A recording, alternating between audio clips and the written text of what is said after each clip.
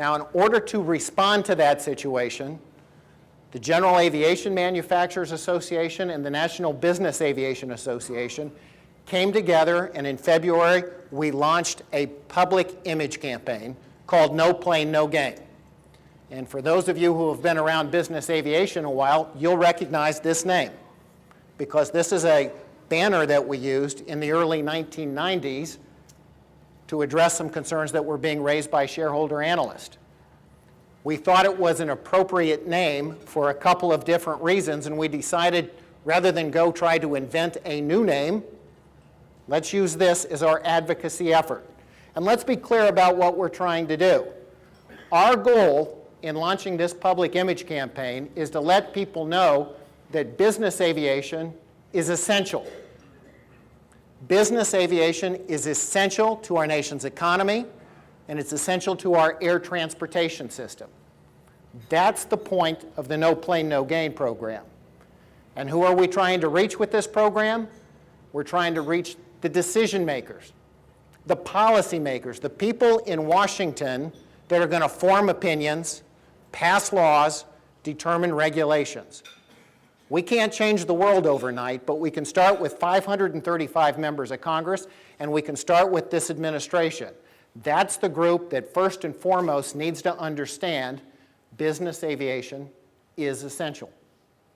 So we've got a program, we've got a banner, we've got a goal, we've got a target audience, and we've got some fundamental messages. The first message is business aviation is essential because business aviation means jobs. And there's nothing that our economy needs more than jobs. Business aviation means 1.2 million jobs in the United States. Good jobs, manufacturing jobs, service jobs, the kind of jobs we can keep in the United States in the 21st century. This is an important part of our nation's economy. And business aviation is also essential because it's a lifeline to those communities all across the United States with little or no airline service. As the economy has taken a downfall, the airlines have reduced their capacity. They've pulled back their frequencies. And in the United States, there are over 100 communities that have lost all or substantially all of their commercial airline service just within the last year. So if you're trying to promote economic development in those communities, if you're trying to run a business from those companies, what do you have? Where do you go? Business aviation, for you, is a lifeline. Business aviation is also important because it allows small, medium, and large companies to be productive and to be efficient. Now, if there's one thing we know about this economy and this recession, is that it is forcing everybody to do more with less. And that is what business aviation is all about. Business aviation allows you to hit 3 sites in 1 day instead of 1 site in 3 days. It allows you to move teams of people around. It allows you to turn the travel time into productive work time. It makes companies more efficient and more productive. Those are the companies that are going to survive. That's what our economy needs. For them, the business airplane is essential. And it's also essential to our nation's humanitarian efforts. Every year, there are over 15,000 flights in the United States that are done for humanitarian purposes, whether it's helping in flood relief or post-hurricanes, whether it's flying cancer patients to treatment, bringing combat veterans to their families, flying vital organs. For all of these things, business aviation is essential. So we want the message to go out that if you're trying to create jobs, no plane, no gain in those jobs. No plane, no gain in access for those small towns with little or no airline service. No plane, no gain in productivity and efficiency. No plane, no gain in our humanitarian efforts. The campaign that we have has got a number of different features. We call it a blended impressions campaign. It includes a video that we have run on national television shows like This Week with George Stephanopoulos and Sunday Fox News. We've also run it in heavy concentration in the Washington, D.C. area on the cable channels. goes like this. What if one industry could generate millions of manufacturing and service jobs right here in America?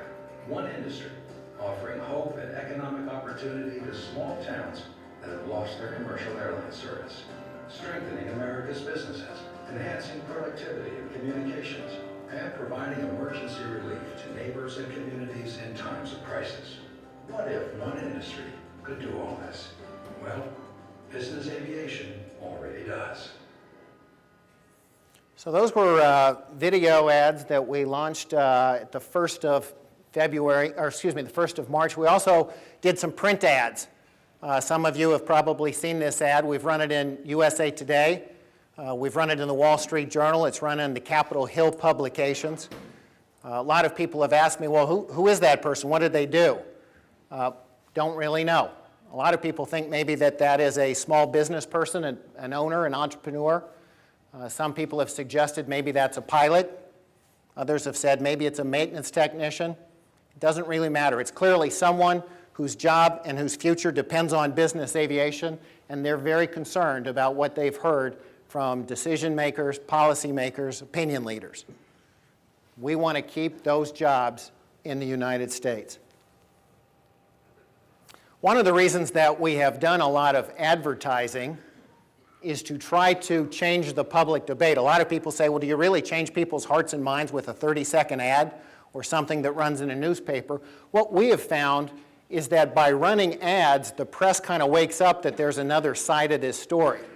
And so that has generated some national news coverage, which we think has been helpful to us and have been able to carry that forward. We also have tried to make the No Plane, No Gain program part of our internal dialogue within the business aviation community. And we've tried to do that a couple of different ways, but one of them is to have a dedicated website where everybody in our community can always go and get facts on business aviation, see the ads, take the ads and use them in their own company material, be able to talk with their coworkers, with their family, just a community resource where people can go and see what the latest is on No Plane, No Gain, get up to speed on the real truth about business aviation in the United States. So we're trying to take advantage not just of the old media, of the print ads and the video ads on television, but also use some of the new media, with the website being the backbone of that. Now I mentioned it was a blended image campaign. That means we also use Twitter. So you will see tweets from No Plane, No Gain. We've got a Facebook page. We want to make this something that is out there and ubiquitous within the industry. I think some of the feedback that we've gotten on it has been fairly positive. The National Public Radio did a piece on it, and they said this program was tailor-made for the Sunday talk shows, the kind of shows that are watched by those opinion leaders and policymakers we're trying to reach. And I think more importantly than that, we've seen a difference in Washington, D.C.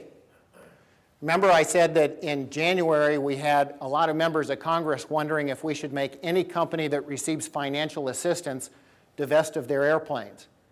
As we have pushed the No Plane, No Gain program, as AOPA has gone forward with their GA Serves America, as our community has been very active in promoting a positive image, we've seen that change. This summer, we saw the House of Representatives create a general aviation caucus. 70 members of Congress raised their hands and said, I want to be associated with the general aviation industry. In August, we saw the House of Representatives actually pass a resolution that said general aviation is good for the United States. We've seen at a press conference in Arkansas, senators and congresspeople going out and saying general aviation, business aviation is important to our community. We've seen Sam Brownback and Senator Roberts from Kansas going to the floor of the U.S. Senate and saying that. So I think at a point where we may have once felt like, does anyone know, does anyone care, we found that there are some people who are willing to say, I not only care, I want to be identified with your industry. So I think we feel like we've begun to make some progress. But clearly, the challenges are not going away. Those airlines which decided 3 years ago they wanted to attack us They wanted to take their taxes and shift them onto us. They wanted to control the system. They're not done with us. Their challenges haven't gone away. And if any of you were paying attention to the press last week, you probably saw a front page above the fold story in USA Today, wondering why we had so many general aviation airports and why we fund them. We also saw the head of the Airline Association go on the Today Show and call the way we fund general aviation airports tax policy gone awry. Clearly, the challenges coming to our industry and coming to our image are not going to go away. And because of that, we feel pretty strongly, no plane, no gain, GA Serves America, these types of programs have to continue, and they have to be robust.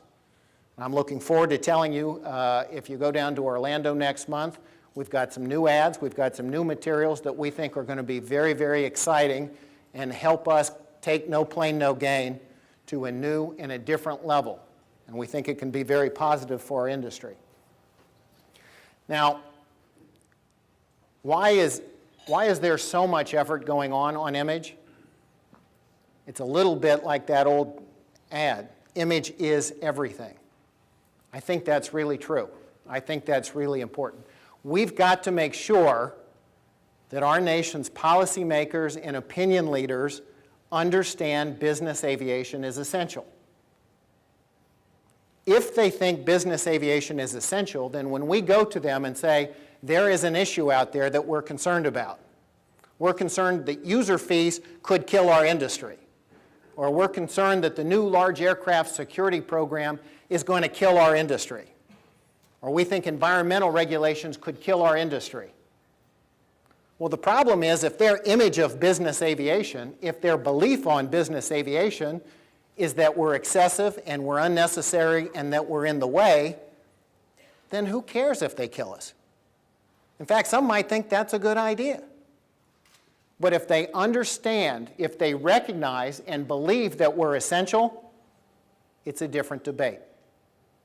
It's a different debate. Then we're working with them to find reasonable solutions to some of our nation's pressing problems.